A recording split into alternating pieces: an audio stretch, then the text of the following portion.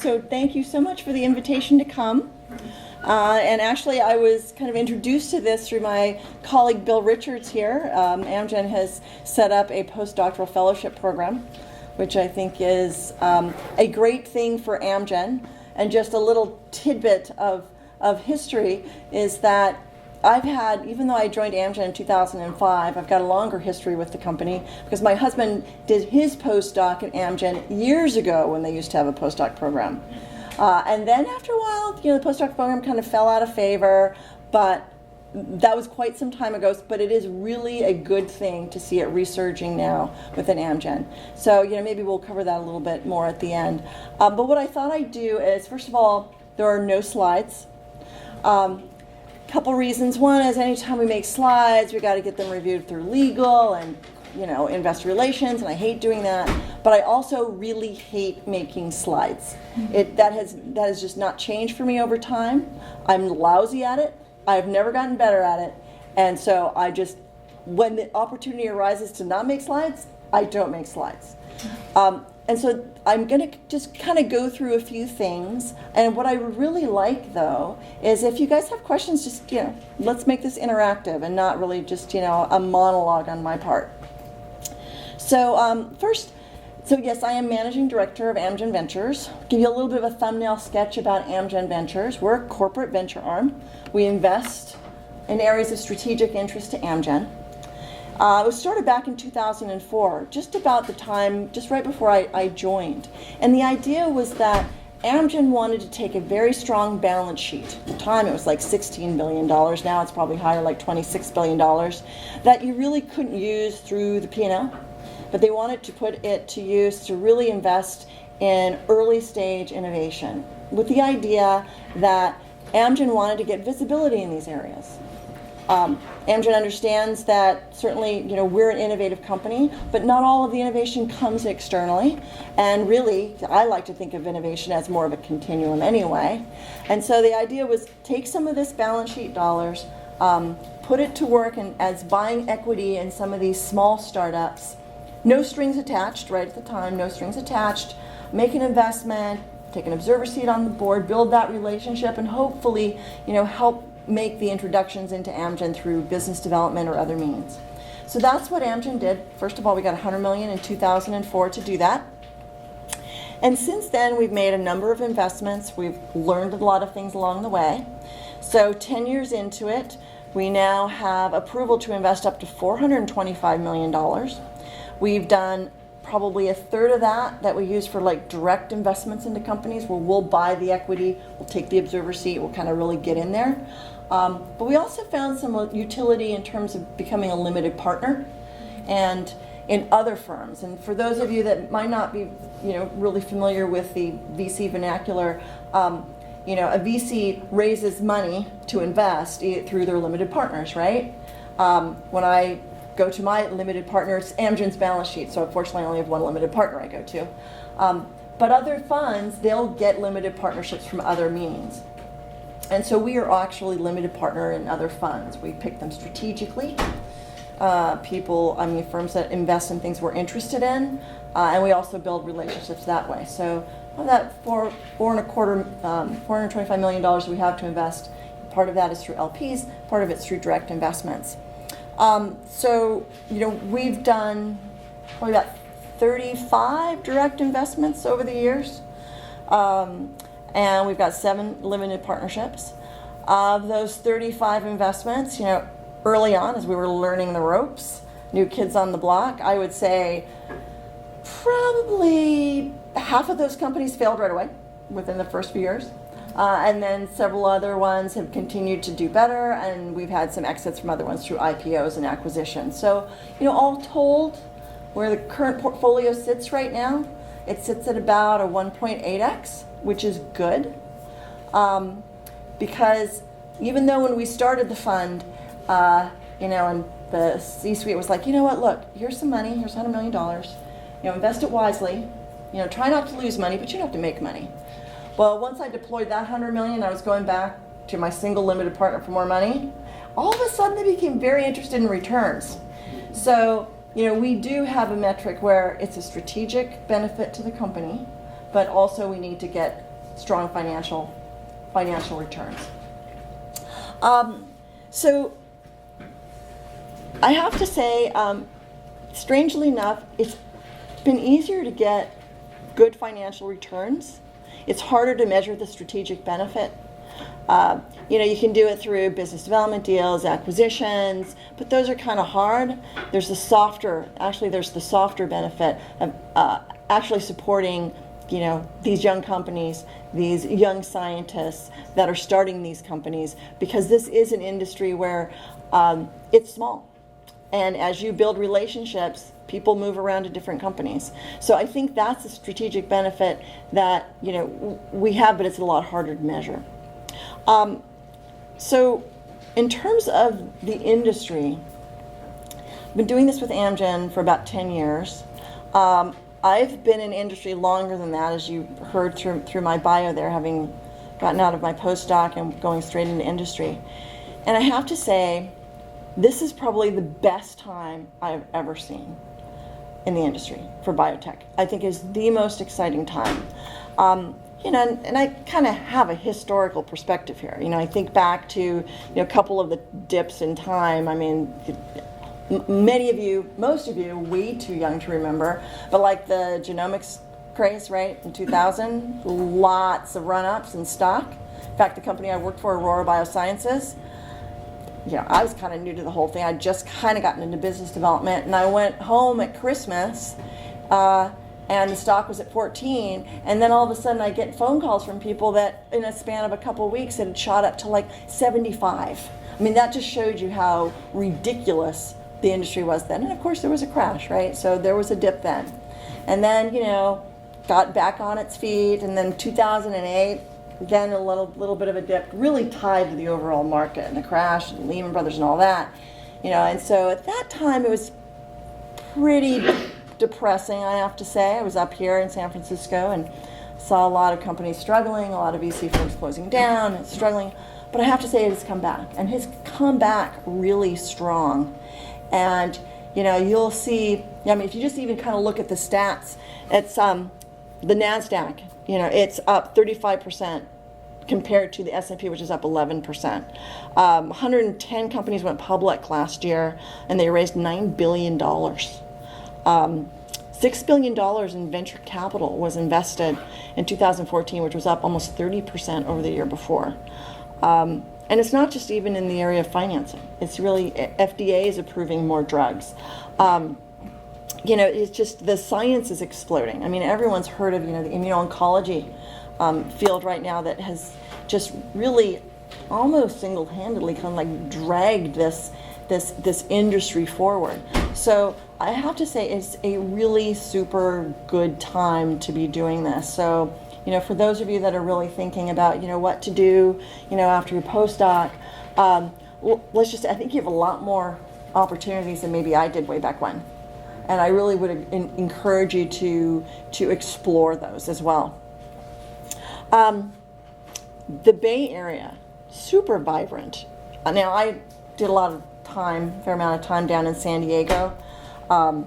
That's where I ended up going after my postdoc, down to a company down there, actually Cibia Neurosciences. I started there as a bench scientist, and then kind of left the company and joined a business development group. But it's compared to, when you think of the two hubs in biotech, you think of Boston, Cambridge, of which Amgen has a site as well, and you think of the Bay Area, where we also have a site.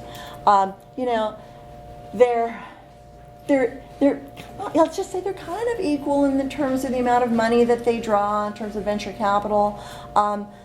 They're a little bit different in terms of the phenotype. In Cambridge and the Boston area, you have, probably, more of an emphasis on the biotech piece, on, biopharma, right? Here in the Bay Area, it's more diverse. I think that's an opportunity, personally. But I think that, we have, because, if you think about Cambridge, you certainly have the Amgens there, Biogen, Sanofi, Pfizer, and they're actually literally within blocks of one another. They're just totally there. Here in the Bay Area, we're a little bit more spread out.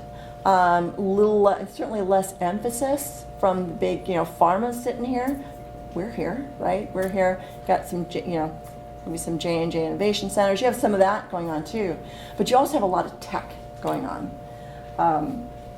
And while it seems, that maybe that was a bit spread out, I think you'll all, see now as you read your Fierce Biotech, Fierce Health IT, that there is really kind of convergence in that in terms of biopharma, pharmaceutical companies, and then the healthcare craze. I mean, look at Google, Alphabet. I mean, they're definitely moving into the biotech space.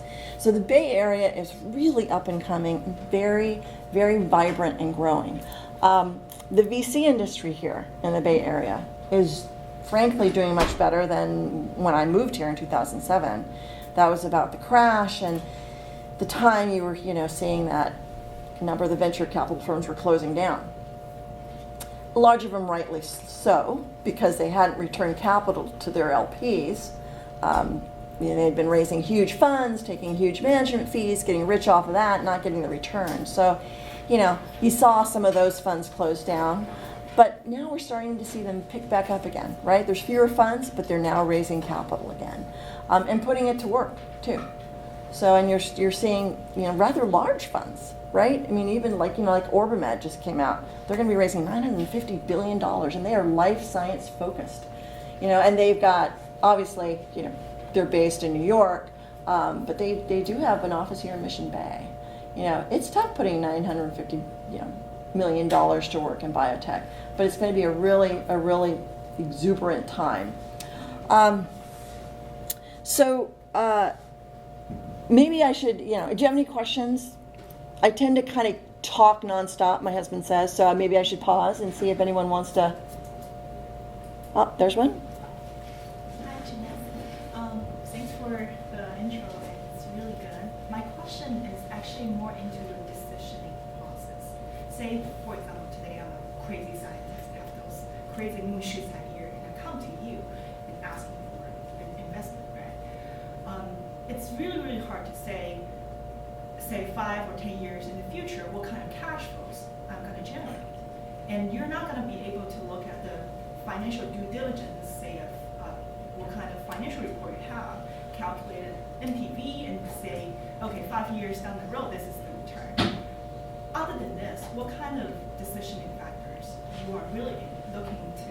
If, today, if we're starting a new company, what are the, let's say, 3 key decisioning factors you are interested in? I'm glad you brought that up. It gives me an opportunity to kind of, delve a little bit into the whole, decision-making process or how you pick an investment.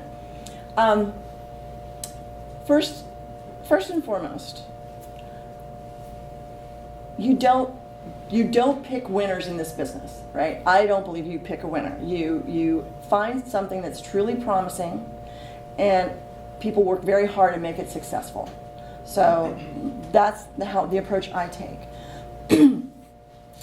When I look at particularly early stage investment, I learned the hard way. I look at 4 things. I used to look at 1 thing. When I first started out, I would look at the science, right? Love the science. And my very first investment, fell in love with the science, ignored everything else, and lost $2 million. So, and then I talked to other VCs, and I'm like, okay, how do you do this? I'm learning my way. And this very smart VC I know, Jean George, she was at ATV, now she's at Lightstone, and she said, I look at 4 things. She goes, I look at the management team, I look at the VC syndicate, I look at the cash that's needed to develop the company, and I look at the technology. So those 4 things. So I have to say that is really what I look at when I see new opportunities come forward. And the VC syndicate, if there's other VCs involved, right? So, and you can't always have all of those things, right? You kind of do kind of a balance trade-off, but those are kind of the 4 things to look at. Now, regarding, it's funny, the whole financial projection stuff, I have to say, it's okay to write maybe I shouldn't say this. It's okay to write a business plan, but really, consolidate what you're thinking and what you're proposing in a very short slide deck. And you know what? The whole NPV thing, that is just impossible. I had this one young Kaufman fellow working for me once. She hadn't done venture before, and she was saying, she was asking me if I did NPV values on my investments. I'm like, are you kidding me? I mean, it's just, it's impossible to do. I mean, it's hard enough to predict when they're going to get in the clinic, let alone NPV. So the numbers piece of it, it doesn't really factor in, right? At least at that level, right? And in terms of, calculating sales and NPVs, maybe in the tech business, that's a whole different story, but not in biotech. But you want to ask yourself these questions, or what you want to convey to someone you're pitching to is, that there really is an unmet need for what you're doing. And that, hence there's a market for it, some market for it. And you want to show that you've got an approach that is different, and that why are you going to succeed when others have failed, right? How are you going to do it better? And then also, you need to be able to have a sense of how you're going to show the investor that you're going to help them make money. Because we're strategic, and I'll take some risks in the areas of strategic interest to do that. But when you're talking to a typical VC, they really want to see about the return on investment. So you at least need to be able to describe to them how you're going to get to it, right? So while you don't need to calculate the NPV, you need to be able to say, look, I'm going to come up with this. I'm going to get to a human proof of concept on this new target with this molecule or this antibody. What you don't want to say is, and it's going to cost me $100 million to get to that point. Because a VC back calculates, and you're like, oh God, $100 million, I got to put $100 million in this, see if it works, and the most I can maybe sell it for, depending on the market, is like 300 maybe. Those are the sorts of things you don't want to do. So, but what you want to do is say, hey, look, I can de-risk this to this point on this amount of cash. And VCs like to think about it in terms of, they like to fund companies for like 2 years, right? They like to say, okay, I'll give you enough cash, get you a couple years, show that you've kind of de-risked it, then we'll put some more money into it, hopefully at a higher valuation. So, that's the kind of frame of reference you want to give the VC. So, back to your earlier question, personally, I don't care to see NPVs.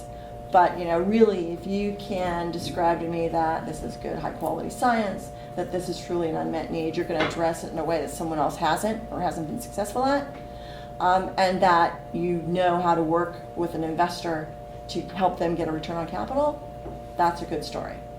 And if you can do that in 20 slides at most, even better, even better.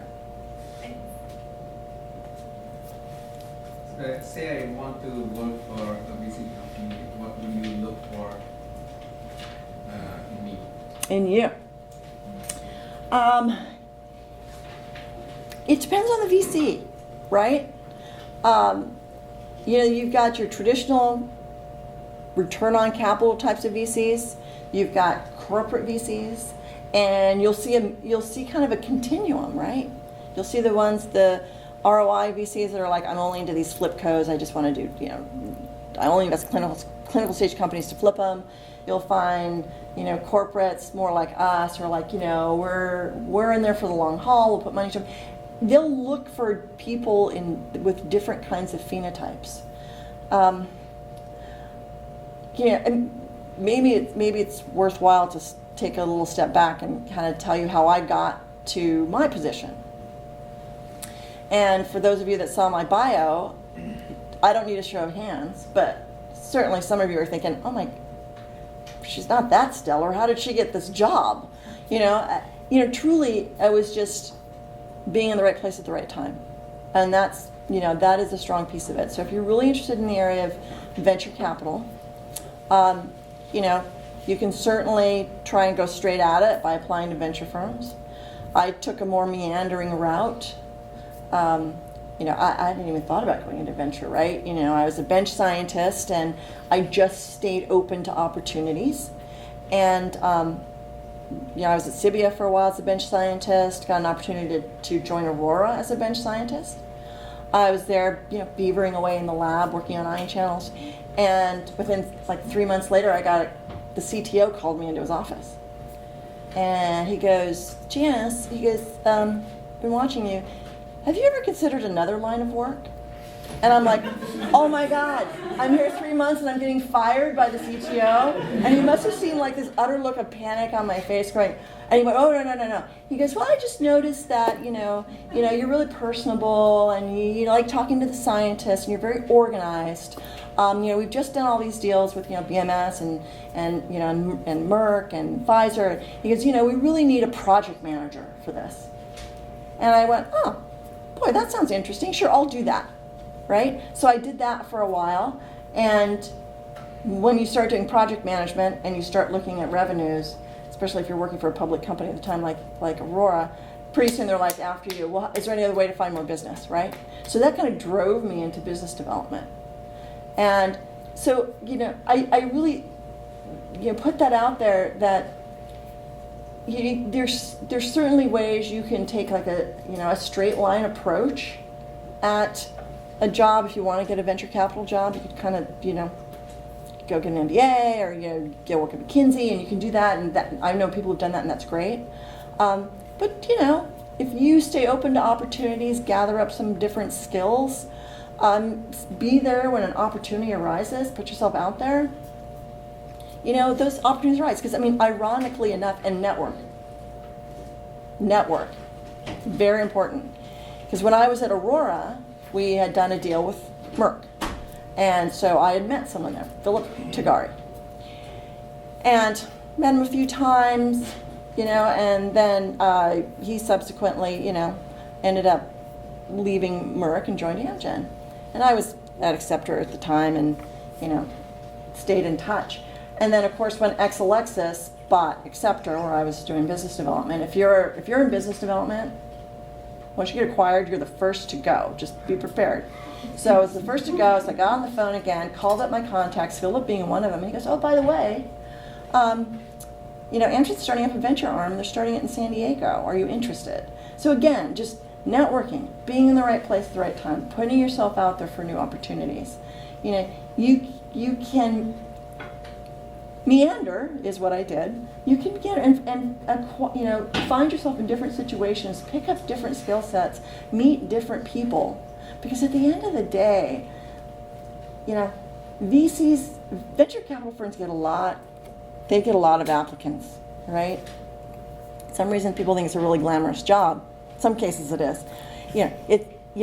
But they get a lot of applicants. So they really are looking for people that are, smart and qualified and analytical and all that, but are also a good fit for their firm. And that's where kind of the personality differences come in. So kind of the more people you network with, the more people that's when you start hearing about the opportunities. They don't typically post on, monster.com. So that's where you learn about these opportunities. So, go out there, network, don't be afraid to try something new and different.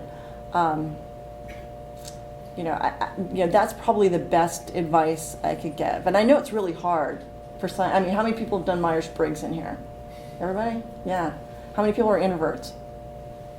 Oh, come on, be honest. There's more than that. Yeah. Everybody's like, no, really, I'm not. I want to be venture capital. I'm not. I'm an INTJ. So, you can certainly be an inventor, and you don't have to be like a salesperson extrovert, but you do need to be able to go out and talk to people, because that's, one of the things you really do as a venture capitalist. You talk a lot. Then the pink. Could you describe your typical day? What are your responsibilities then? And really, I don't know what it takes to be you, so. Good question. I had someone else ask me that too, my typical day, and it came out sounding really boring. Okay. But I have to say, my typical day, I would say, probably a third of the time I spend dealing with portfolio companies, board meetings, hiring, kind of strategy, things like that. About a third of the time I work on, looking at new things that come in. And about a third of the time I spend focused what I call internally within Amgen. So that's either, doing internal reporting or, interacting with my colleagues like Bill, right? Talking to scientists, doing things like that. So that's, I would say, kind of a typical day. Like I said, you spend a lot of the time talking, right? It's certainly, and maybe that's why I got out of the lab, is maybe I like to talk too much, but in the lab you're very focused, and you're very focused. Whereas, and you have a lot of control. You design your experiment, right? You read your results, right? You do that. When you're in this role, you do a lot of interacting with other people, different kinds of people, and in order to get what you want, you have to do a lot of influencing of people. You're working with a portfolio company, you want to influence the CEO to kind of do things in a certain way or think about things in a certain way. Or I'm trying to introduce my portfolio company internally to Amgen. I'm trying to influence people within Amgen. So, the typical day involves a lot of talking and a lot of really trying to read people and influence them.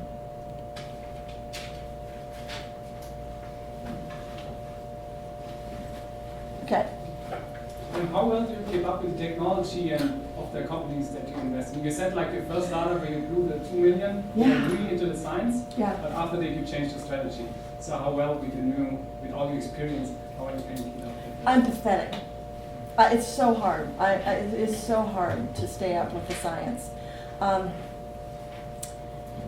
That's where it really makes a big difference what I invest in, and I want to make sure that there's a really, really good team there in place. I mean, your portfolio company is in trouble if the VCs on the board are trying to manage the science. Not very good. At least it's certainly not at that lower level. So, that's something which is really, I have to say, I struggle with a lot. We have a small team. There's only 2 of us that manage the fund. Like I said, right now we probably have 15 active portfolio companies. Our LPs also have companies. It's across a spectrum of science, and so it's just really, that part just had to let go. I just cannot be a specialist in the science. But the good news is, though, I really try and connect with people who are good scientists. So that's why I love being at Amgen, because I can interact with the Amgen scientists. So, that's kind of the balance that you need to make. Pink? What are the focus areas that Amgen Ventures is investing in? And what does the application process looks like for scientists who would want to be funded? Okay. So, we kind of have a fairly broad spectrum in terms of what we look at to invest in. Obviously, Amgen is really strong and has building quite a franchise in the area of cardiovascular and metabolic. So that's a good area for us. Obviously, oncology, immuno-oncology. We do inflammation, so we're kind of looking at things in the area of Crohn's, IBD, some respiratory things. So those, we'll look at that. We'll look at, kind of platform technologies. We're starting to get into the area of healthcare IT and digital health, but we're just learning our way there. So those are kind of the areas. In terms of how would you kind of apply to Amgen? And there's a few ways to do it. We have a site on our website, in which case it's best if you can just send in a non-confidential deck, just outlining what you're going to do. You get my address, my email address, just send me something. We also see other opportunities that come to us from other VCs. They'll show us their deals to build the venture syndicate, because that is something that is, from our perspective, we're a small team. We're a relatively small fund, so we are not able to be the only investor in a company. Our management said, fine, you invest this money, that's great, but you know what, this is not a core business, our core competency, so we really want you to be involved with another investor. So that's another way we see opportunities too. In a minute, yeah. Okay, thanks. You mentioned earlier about how there is a strategic benefit that you're evaluating along with a financial benefit that you're evaluating. So I'm curious, how do you actually evaluate the strategic benefit of something like networking? Like, what are the major buckets of the strategic benefits, and how would you evaluate them? That's a tough one. You know, the hardline metric is, you know, how many business development deals do we do with portfolio companies? How many do we acquire? You know, and those numbers tend to be quite low, but at least you can measure them.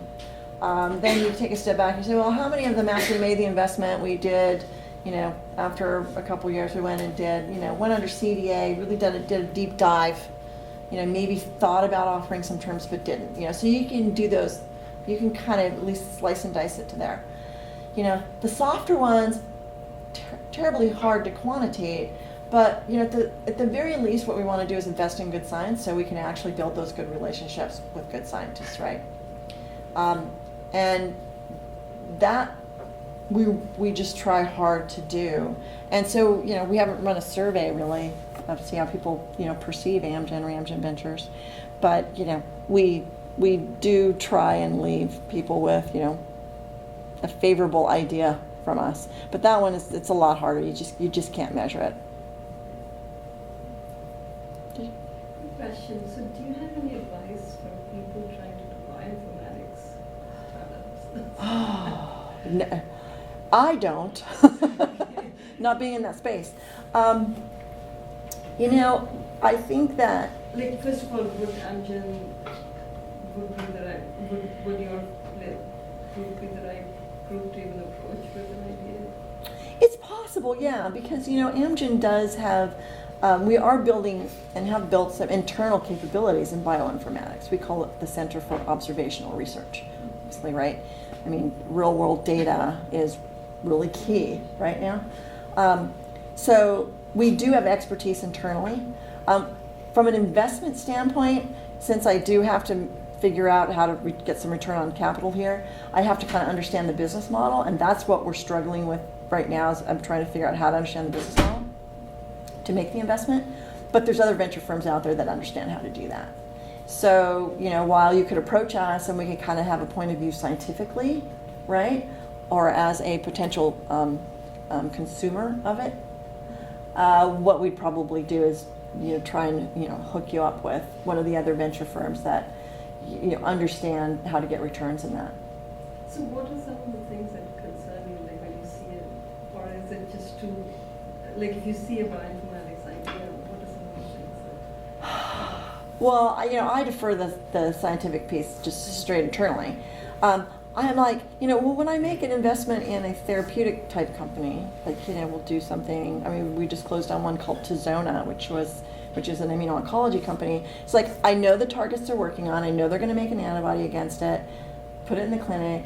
We'll either, you know, buy that asset, partner that asset, or we'll buy the company, right? Or if we don't, someone else will. So it's a really straightforward business model. You can kind of, you know, you just can pencil it out. It's probably going working, who's going to buy it, what's the going price. That's easy. With the bioinformatics space, I don't see that Amgen would buy a bioinformatics company. So then, you know, what's the exit strategy for that? And that's where it's just, there is one, right? But that's what goes through my head. So then I'm thinking, okay, I need to probably call, you know, the OrbiMed guy who does healthcare IT, right? And kind of see what their perspective is on it. So that's how I do it. Oh, good. Okay, pink, and then the blue, and then, right, you? Okay, let's start there. You said it is very important what the team looks like. What are you looking for to see in the team? In the team? Yeah, I guess that depends a lot on the project itself, but Yeah. there are some terms for like the size of the team and stuff. It depends on the opportunity. If it's very early, it doesn't have to have a big team. You know, if the earlier the opportunity, then the stronger the science needs to be, right? So, you know, and hopefully it's science that has been then replicated outside of the founder lab sort of thing. So that's really what it is. You know, one of the things that I've seen that I don't like is that for these early stage companies, sometimes they feel like, oh my God, I have to have a CEO, right? I have to have the CEO, or I have to have a head business guy or something. And, you know, typically when you're that early on, you can't really attract top-notch talent. And so you get one of these, I call them old barnacles. I mean, these people who have just, typically these guys who, you know, long time ago they were at SmithKline, right? You know, they've just kind of been out of it. And they're trying to be helpful, right? But they latch on to these companies. And, you know, they've got this certain mindset. And I'll tell you what, as VCs come in, it's so important what the team is. And VCs, the good, really good VCs, they have their stable of people they like to use, right? So they want to put in their own team, you know, to help, like at the C-level suite, I'm talking. So, you know, they want to put their own team in, and then they've got this guy, this barnacle that you can't get rid of. So that would be my one tip to use. Like if you're really early and you have an early idea, there's so many opportunities now where you don't need that. You don't need that sort of mentorship, if you will. I mean, I'm sure you guys are all familiar, like with the incubators now that are out there, like QB3 and J&J's got these labs. They provide kind of that aspect of it. You know, people who, you know, they'll bring in lawyers that help you do things. They'll bring in, you know, FDA regulatory people who can advise. You know, you get pharma companies being executive sponsors at these things, like at QB3 and, you know, Lab Central and stuff, where you can access that kind of people. Don't let someone just glom onto your stuff. Only, you know, keep the science tight, because that's what's going to draw people in. And if you can convince the VC that there's, you know, there's a there, that's their job. Their job is to bring in good talent. So when you're looking at these early companies and risky science, how important is intellectual property? Pretty important.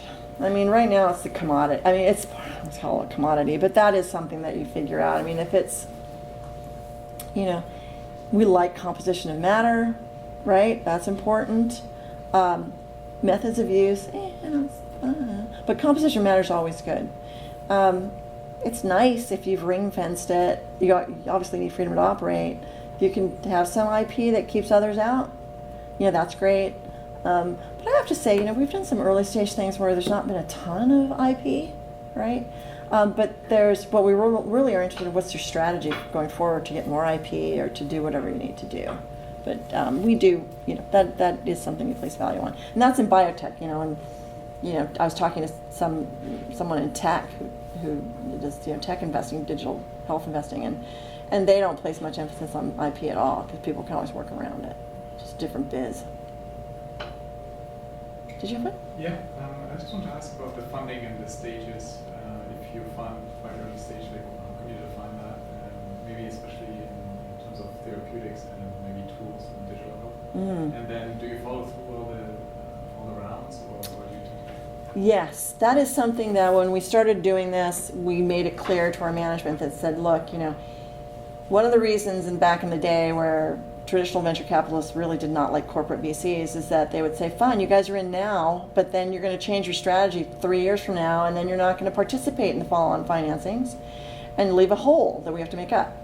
So we said, you know, look, once we invest strategically, we manage it financially, we make the investment, and then, you know, on subsequent is, and so my theory is always, if the company is still performing well and the technology hasn't just totally crapped out, we participate in the follow-on financings. It's important, and it's important for our reputation, and it's important to the company too, because it would look kind of scandalous, right, if you had, you know, an Amgen drop out of your financing round. So we do that. And in terms of just kind of a quick overall, you know, there's seed financings, let's just kind of call those, you know, 200K to 500K, kind of get things. You know, I like to say you use that to really reproduce what's been done. And then Series A, depending on the field, now they've gotten much larger. They used to be like maybe 8 million, now they're like, you know, 15, they could be 30 million. So it really just kind of depends. But one thing I can say is, you know, if it's a big chunk of cash, they tranche it. And they give it to you in chunks. That's right, she had her hand up, and then we go to you. Just one question to follow up on that. So how do you find out about that? Is that like data that's easily accessible, or do you talk to the VCs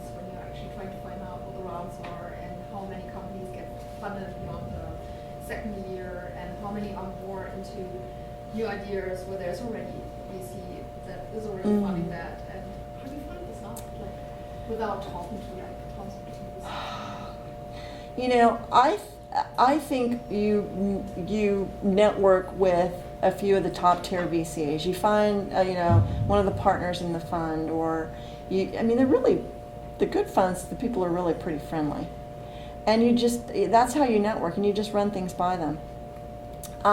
In terms of you know, size of financings and valuations, I mean, that's something that the VC does.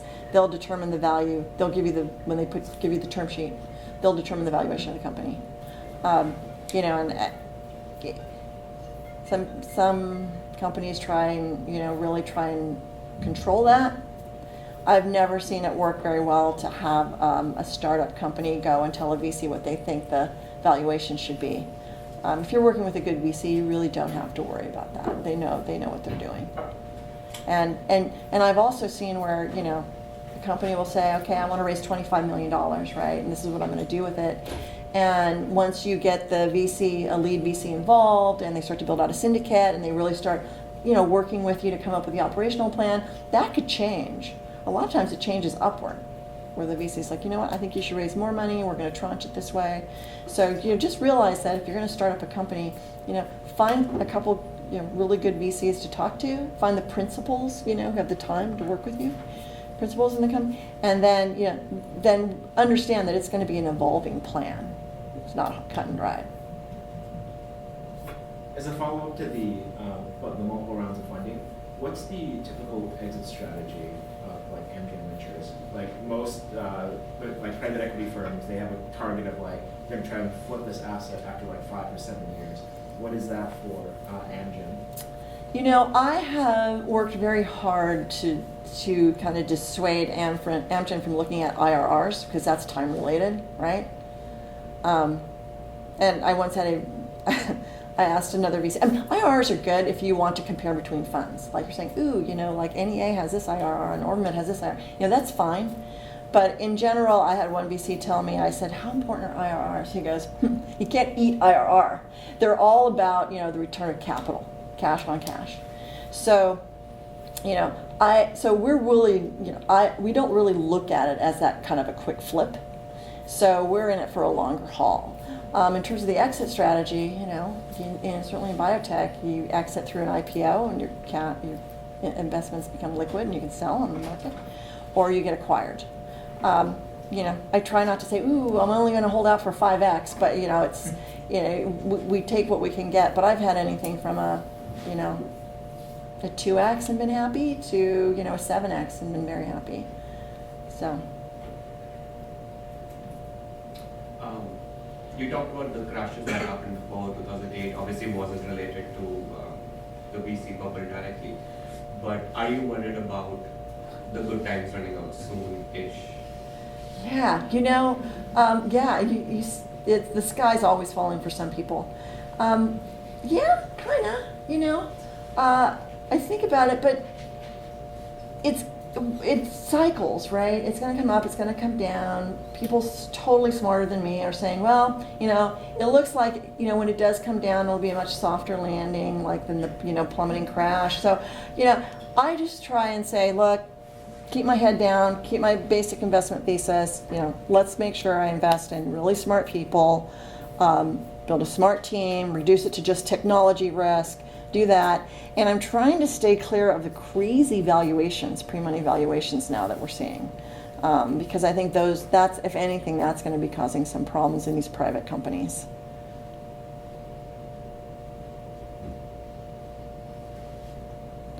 Let me check my notes and see where I am in terms of my talk.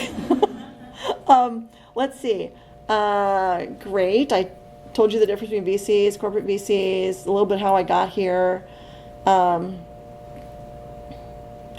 Gave you a little bit in terms of kind of going out there. How many of you guys are looking to get like into venture capital or looking to start up your own company? VC, okay, VC, want to be a VC? Not too many out there. Walk on the dark side. How about the entrepreneur? I'm an entrepreneur. I like that. Good. How many people want to stay in academics? Oh. Oh, okay, good. What are you doing here? No, I'm just kidding. No, that's good. That's good. That's a good combination. I guess Bill and I have to go to the airport, so I may have to kind of start closing it down now. I just say, look, there's a lot of different ways to be entrepreneurial. You can be a VC, you can be a corporate VC, you can, go into a startup, you can start your own startup, you can get involved with the wonderful incubators that are out there. There's just a lot of different avenues that are open to you. I would say, I don't have an MBA, but you can definitely go and do that too, right? There's just lots of different ways to do this. But do whatever you decide to do. Really kind of put yourself out there, and it's good to have a destination, but make sure you're enjoying the journey, because that's really key. Don't just do something to get to a spot, but really enjoy what you're doing as part of that journey. And and I think in the last few minutes, and certainly I'll leave my business cards. You can get the online thing. I'm happy to answer any questions further on. But I do want to make a really shameless plug for Amgen. I mean, I've been here 10 years. The longest I've ever been anywhere else is like 4 years. This is, and I won't kid you, this is the best job I've ever had. It is the best company to be at. I couldn't think of a better place to be doing venture, because Amgen really is specifically focused on bringing innovation and innovative biology to improve healthcare for patients. And I feel it all the way from the top down. So being able to do Amgen Ventures, where I have the wherewithal to invest $400 million, but the real purpose is that I've got the C-level executives saying, look, we want you to invest in things that are scientifically innovative and great. That's huge. That's a really great thing to do. And Amgen, Bill and I have been at Amgen probably about the same amount of time. We've seen Amgen kind of come through its kind of cycles. This is a really exciting time, I think, with Bob Bradway at the helm.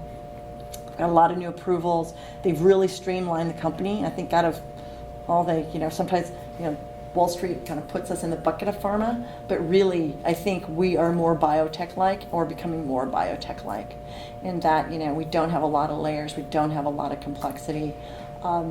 We, if anything, I think, are going to be more able to assimilate innovation externally within Amgen and actually give back as well. So that's my plug for Amgen. Certainly, I hope I answered at least some of your questions about ventures, and hopefully, I will see you guys around one way or another.